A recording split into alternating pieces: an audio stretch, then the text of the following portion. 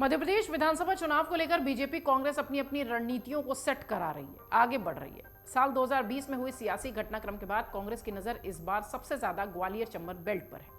वहीं ज्योतिरादित्य सिंधिया के बीजेपी में आने के बाद से बीजेपी की उम्मीदें इस क्षेत्र में और ज्यादा बढ़ गई हैं।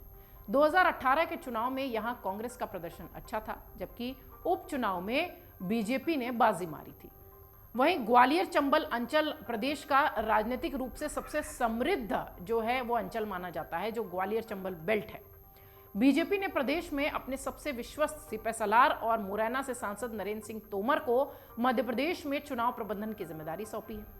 ग्वालियर से ताल्लुक रखने वाले राज्यसभा सांसद ज्योतिरादित्य सिंधिया के ऊपर भी बीजेपी का पूरा दारोमदार है कि पिछली बार उन्होंने जिस तरह से कांग्रेस की इस अंचल में जीत दिलाई थी, वो इस बार भी बीजेपी के लिए वो दिलाकर दिखाएं, क्योंकि यही वो बेल्ट थी जिसकी वजह से बीजेपी 2018 में हारी थी। आपको बता दें कि प्रशासनिक दृष्टि से ग्वालियर और चंबल दो इकाइयां हैं। राजनीतिक नजरिए से इन दोनों को एक संभाग ही माना जाता है।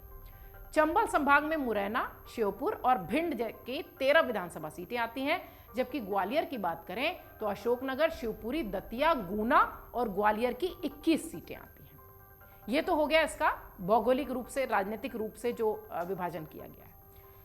साल 2018 विधानसभा चुनाव में ज्योतिरादित्य सिंधिया के प्रभाव के चलते कांग्रेस ने इस क्षेत्र में 25 सीटें जीती थी, जबकि बीजेपी को सिर्फ 8 सीटें मिली थी। एक सीट बसपा को मिली थी और सिंधिया के बीजेपी में आने के बाद नवंबर 2020 में प्रदेश की 28 विधानसभा सीटों पर हुए उपचुनाव में बीजेपी को 19 और कांग्रेस को 9 सीटें मिली थी।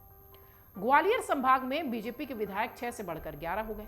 नरेंद्र सिंह तोमर ने ग्वालियर चंबल संभाग में 24 में से 26 सीट जीतने का मतलब 26 में से 24 सीट जीतने का लक्ष्य फिलहाल तय किया है।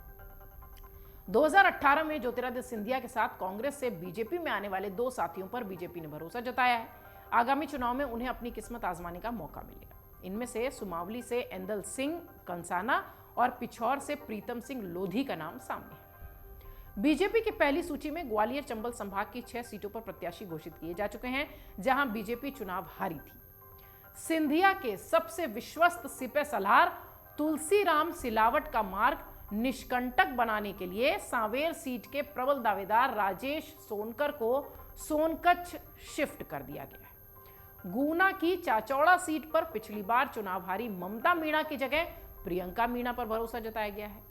कांग्रेस की सरकार गिरते ही समीकरण बदल गए। मध्य प्रदेश में कमलनाथ सरकार की नींव हिला देने वाले सिंधिया अब कांग्रेस के लिए गद्दार बन गए हैं और वहीं भारतीय जनता पार्टी में सिंधिया को अहम स्थान देने के लिए ग्वालियर चंबल में उन्हें विशेष भूमिका दी गई है, जिम्मेदारी दी गई है।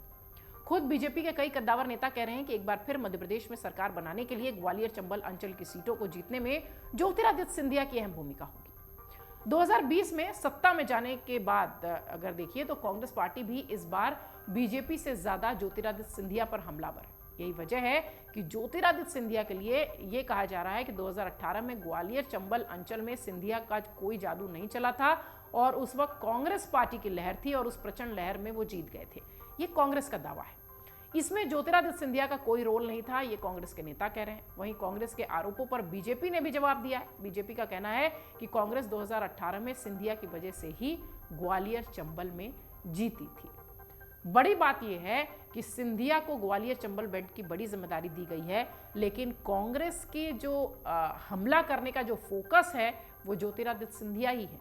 इसलिए अब ये कहा जा रहा है कि ज्योतिरादित्य सिंधिया को बीजेपी इस बेल्ट की पूरी जिम्मेदारी देकर मध्य प्रदेश चुनाव में एक बड़ी भूमिका में उतार रही है। अमर उजाला अब आपके टीवी पर भी।